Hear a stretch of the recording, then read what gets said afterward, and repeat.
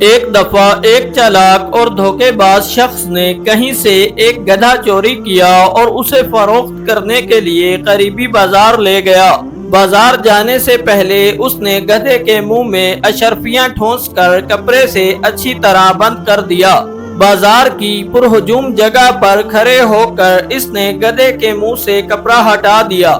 جیسے ہی کپڑا ہٹا، گدھے کے منہ سے اشرفیاں نکل کر زمین پر گرنے لگی۔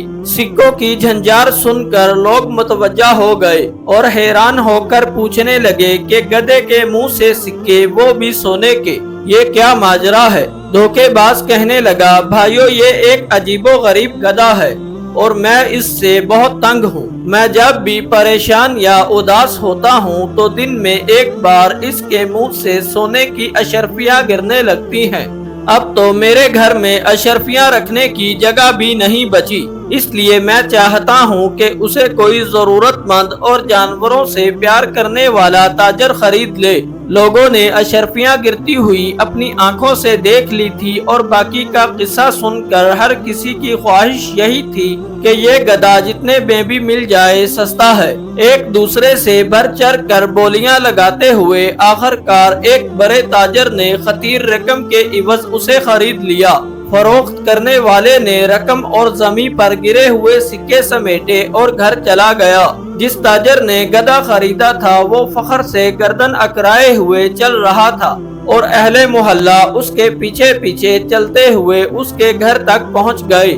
سارے لوگ مل کر اداس اور پریشان شکلیں بنا کر گدھے کے ارد گرد بیٹھ گئے۔ لوگ گھنٹوں بیٹھ کر انتظار کرتے رہے اور بالا آخر وہ سچ مچ پریشان ہو گئے۔ اس دوران گدھا جو کب سے بھوکا تھا، اس نے خوب چارہ کھایا مگر ایک سکہ تک نہ گرا۔ آخر وہاں سے کسی دانا کا گزر ہوا، اس نے بتایا کہ تمہارے ساتھ دھوکا ہو چکا ہے۔ اس سے پہلے کہ فروخت کرنے والا بھاگ جائے، فوراً اس دھوکے باز کو پکڑو۔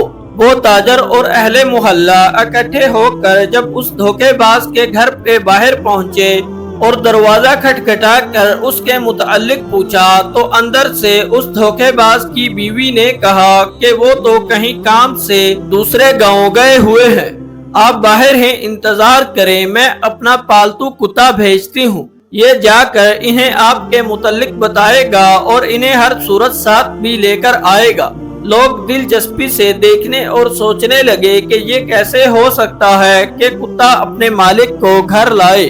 دراصل اس چالاک شخص نے جب دیکھا کہ تمام لوگ اس کے گھر کے باہر جمع ہیں تو اس نے اپنی بیوی کو کتے والی پٹی پڑھائی، گھر میں پہلے سے بندھے ہوئے کتے کو آزاد کیا اور خود گھر کی پچھلی سمت سے چپکے سے نکل گیا۔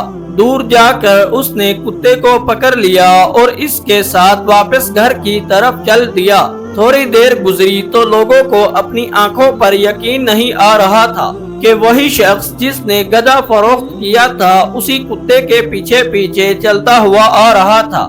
اب سارے لوگ یہ بات بھول کر کہ وہاں کیوں آئے ہیں، کتے کے متعلق پوچھنے لگے کہ یہ تو بڑے کام کا ہے، بتاؤ یہ کتنے کا ہے، اسے تو ہر صورت خریدنا ہوگا۔ اس دھوکے باز اور چالاک شخص نے پہلے تو انکار کیا لیکن بعد میں اچھے دام ملنے پر وہ کتا اسی ہجوم میں سے ایک دوسرے تاجر کو فروخت کر دیا۔ اب لوگ ٹولی کی شکل میں صرف یہ دیکھنے کے لیے کہ کتا گھر سے گئے ہوئے شخص کو کیسے واپس لے کر آتا ہے اس تاجر کے ساتھ چلتے گئے۔ تاجر نے گھر جا کر غلام کو کہا کہ تم ساتھ والے گاؤں جاؤ تاکہ کتا تمہیں ڈھونڈ کر واپس لے آئے۔ غلام جیسے ہی دوسرے گاؤں پہنچا وہاں سے بھاگ نکلا اور کتا بھی کہیں دور چلا گیا جو واپس نہ آیا۔ جب غلام اور کتا دونوں واپس نہ آئے تو لوگوں کو پتا چل گیا کہ ایک بار پھر ہمارے ساتھ دھوکا ہو گیا ہے۔ وہ دوبارہ اکٹھے ہو کر جب اسی دھوکے باز کے گھر گئے تو وہ ایک بار پھر گھر کے پچھلے خفیہ دروازے سے بھاگ نکلا اور اس کی بیوی کہنے لگی وہ ساتھ والے گاؤں کسی کام سے گئے ہوئے ہیں۔ لوگوں نے کہا کہ آج ہم اس کا گھر کے اندر بیٹھ کر انتظار کریں گے اور یوں دونوں تاجروں سمیت ارد گرد کے تمام لوگ اس کے گھر میں بیٹھ گئے۔ काफी देर जब गुजर गई तो वही धोखेबाज घर में दाखिल हुआ और वहां बैठे हुए लोगों को देखकर चापलूसी से काम लेते हुए उनके सामने झुक झुक कर अदाब बजा लाने लगा और बीवी से पूछने लगा कि मेरे खास मेहमानों की तकरीम में तुमने क्या किया?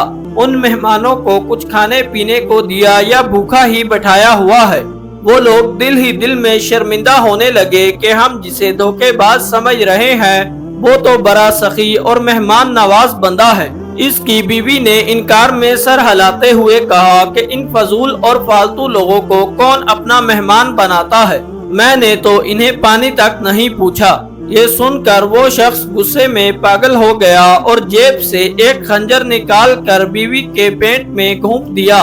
फौरन लहू बह निकला और इसकी बीवी लहरा कर नीचे फर्श पर गिर पड़ी।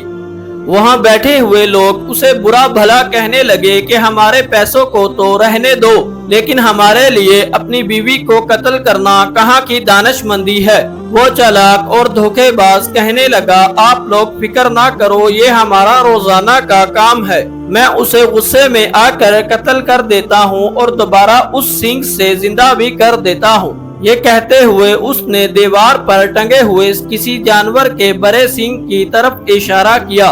फिर वो सींग उतारा और मरी हुई बीवी के पास बैठकर सींग को मुंह में दबाकर सपेरों की तरह झूम झूम कर फूंक मार कर बजाने लगा। थोड़ी देर बाद वही मकतूला जो कुछ देर पहले सबके सामने खंजर के वार से हलाक हो चुकी थी, अपने जख्म पर हाथ रखे हुए उठ खड़ी हुई। तमाम लोग हैरत ज़दा रह गए और एक बार फिर वो सब ये बात भूल कर के यहाँ क्यों आए हैं, इस सींग को खरीदने के दर पे हो गए। धोखेबाज ने बोली बढ़ाने की खातर कहना शुरू कर दिया कि ये तिलिस्माती सींग पूरी दुनिया में एक ही है जो सिर्फ मेरे पास है और मैं उसे किसी भी कीमत पर फरोख्त नहीं करूंगा। करते करते एक बड़े ताजर ने सबसे ज्यादा रकम अदा करके वो सींग खरीद लिया और सींग खरीद कर वो लोग अपने अपने घरों को चले गए। जिसने सींग खरीदा था कहने लगा, मैं जो अपनी बीवी की चख से तंग हूँ, आज अगर इसने लड़ाई की तो मार दूंगा और रात सुकून से गुजार कर सुबह सींग की मदद से जिंदा कर लूंगा। लेकिन दर हकीकत इस धोखेबाज ने जब अपने घर के बाहर लोगों का दोबारा हजूम देखा था तो फौरन मंसूबा बनाकर इसमें अपनी बीवी को शामिल कर लिया था। लाल रंग को एक थैली में डालकर बीवी के कपड़ों में छुपा दिया। फिर एक खंजर लिया जिसके दस्ता में एक खुफिया खाना और एक बटन था जिसको दबाने से खंजर का फल अपने दस्ते में गायब हो जाता था, और एक पुराना बेकार सींग लेकर दीवार पर टांग दिया और खुद घर के खुफिया रास्ते से निकलकर थोड़ी देर रूपोश रहकर वापस आ गया और फिर बीवी को जिंदा करने का ड्रामा रचाकर बेकार सींग फरोख्त कर दिया था। जिसने सींग खरीदा तो जैसे ही घर पहुंचा तो उसकी बीवी ने हस्बे मामूल लड़ाई शुरू कर दी।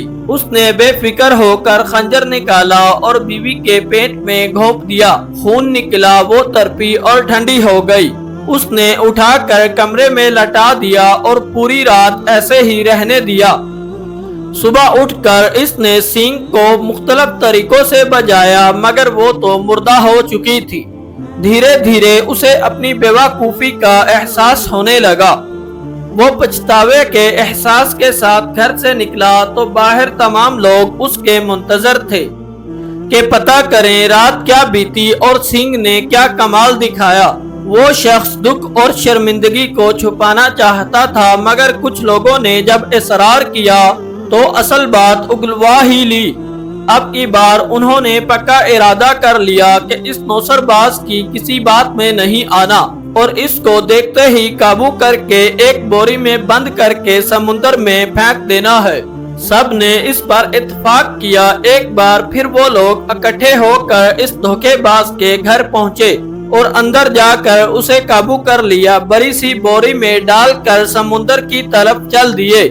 समुंदर वहां से काफी दूर था। बोरी में बंद धोखेबाज शख्स को बारी बारी उठाते हुए वो सब लोग थक गए थे। समुंदर से निसफ फासले पर पहुंचकर उन्होंने कहा कि थोड़ी देर आराम कर लेते हैं, इसके बाद आराम से उसे पानी में फेंक देंगे। वो लोग थके हुए थे, इसलिए जैसे ही आराम करने के लिए रुके तो इन्हें नींद ने आ लिया और वो बेफिक्र होकर सो गए। बोरी में बंद शख्स ने भूख और प्यास से बेहाल होकर चीखना चलाना शुरू कर दिया, मगर वो तमाम लोग तो ख्वाबे खरगोश के मजे ले रहे थे।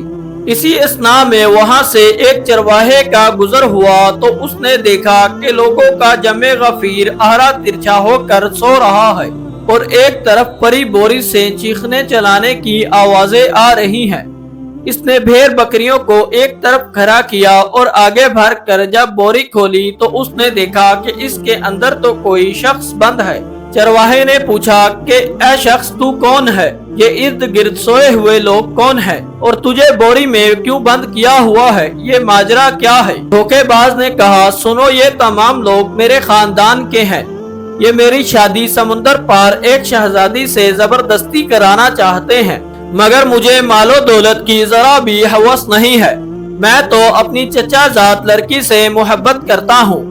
चरवाहा उसकी बातें सुनकर बड़ा मुतासर हुआ और कहने लगा, बताओ क्या मैं तुम्हारे किसी काम आ सकता हूँ? धोखेबाज कहने लगा, हाँ हाँ, क्यों नहीं। तुम मेरी जगह इस बोरी में आ जाओ और जब शहजादी के सामने बंद बोरी खुलेगी तो फिर इसका तुमसे शादी करने के सिवा कोई चारा नहीं होगा। चरवाहा ये सुनकर खुश हो गया और हंसी खुशी इस धोखेबाज की जगह बोरी में बंद होकर बैठ गया।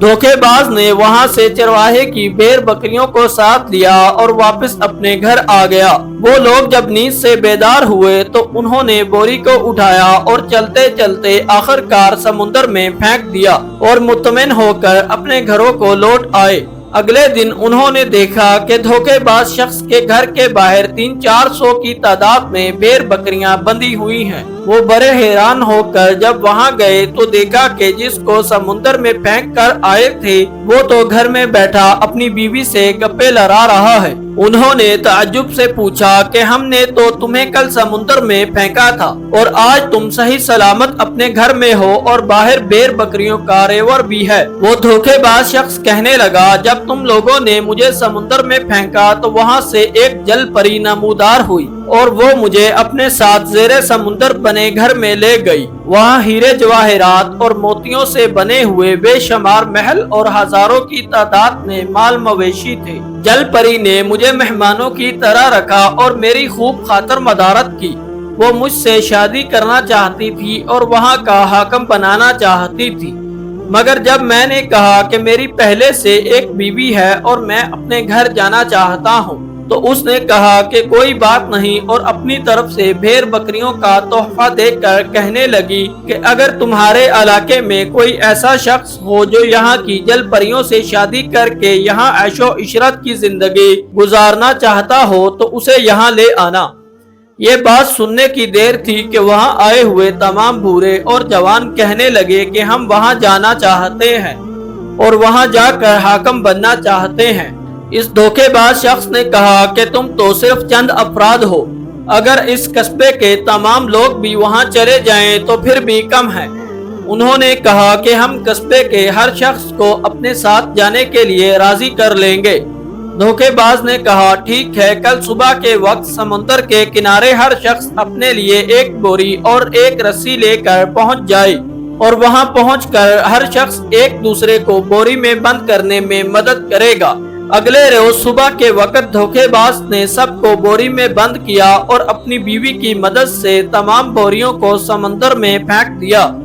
इसके बाद वो बेवकूफों के कस्बे का तनहा मालिक बन गया।